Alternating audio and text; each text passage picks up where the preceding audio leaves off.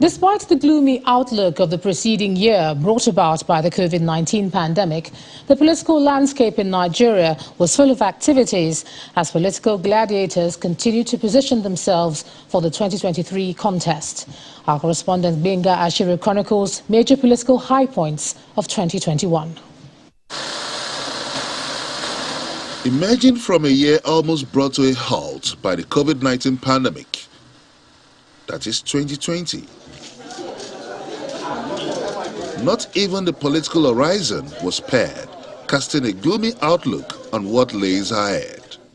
I want to seize this opportunity to thank the National Primary Healthcare Development Agency for considering INEC as one of the frontline agencies to receive the COVID vaccine on account of the kind of work that we do.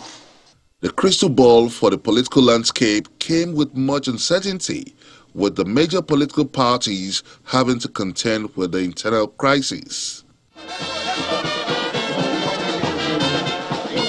As the 2021 unfolded, the political atmosphere came alive, perhaps to a fevered pitch, and the parties set about for the Anambra governorship elections, and the Independent National Electoral Commission having to deal with the conflicting court orders for the party's authentic candidates, as well as heightened insecurity.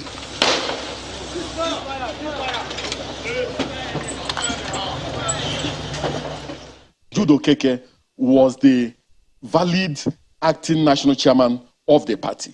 And in that in fact, it is a judgment. In that judgment, the commission was mandated to relate with the Jude Okeke as an acting national chairman, and also to give recognition and cognizance to any party primaries he organized or conducted under the law.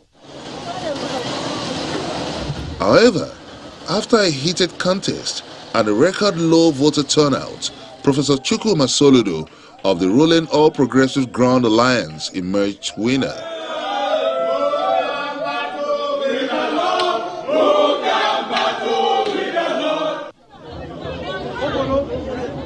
Little noticed, perhaps, was INEC's introduction of the bimodal voter accreditation system. Elsewhere, the ruling APC continued with its effort to put in place a democratically elected national leadership with little success. The convention to do so is now fixed for February 2022. Under the leadership of Honorable Felix Head. In the case of the PDP, legal fireworks reached its climax when the court sanctioned the removal of its then chairman, Uche Secondus, as the national chairman. Chief Secondus is still fighting through, and his case against his removal is expected to be heard by the Supreme Court next year. Political realignment also saw Governors Bello Matawali and Ben Ayade defecting to the ruling APC. Amendment is approved. The National Assembly passed, after a long drawn-out battle, the Electoral Amendment Bill 2021, only for President Muhammadu Buhari to withhold his assent and send it back. The fly in the ointment was the provision of the direct primaries, only to select candidates for political offices. Other issues that remained a recurring talking point in the year included the state versus federal government value-added tax controversy, financial autonomy for states, legislature and judiciary, restructuring before the 2023 elections, and the president's promise to consider the release of Nnamdi Kanu. Next by-election will be in the coming days, this will continue to generate so much controversy, especially with future elections fast approaching. Benga Ashiru, reporting for Channels Television News. Let's get some more perspectives on these issues now. Our political correspondent, Benga Ashiru, joins us now. Benga, good to see you on this side of the divide. Thank you, Joma. Nice to be with you. All right, just briefly summarize this for us now, what the political tempo was like in that year. Give us that summary.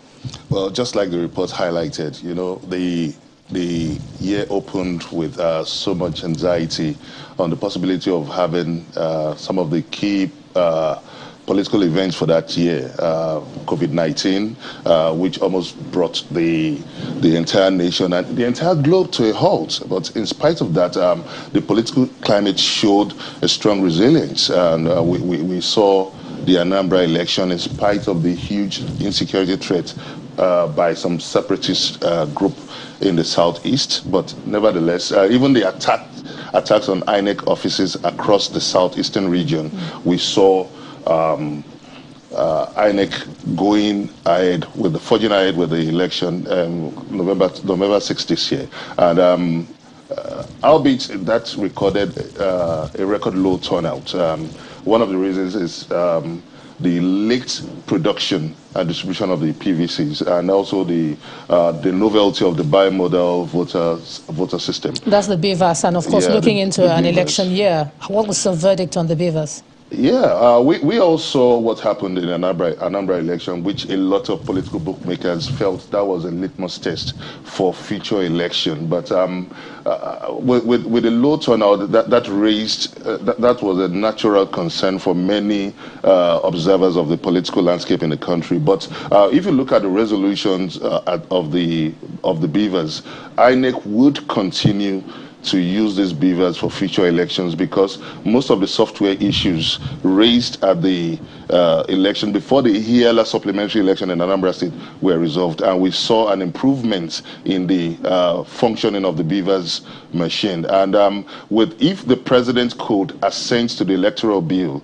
that would lay credibility and legality to the use of the beavers machine for both accreditation and electronic transmission of results. All right, this conversation continues. Thanks so much, Benga Ashira, political correspondent, for sharing that with us on the News at 10.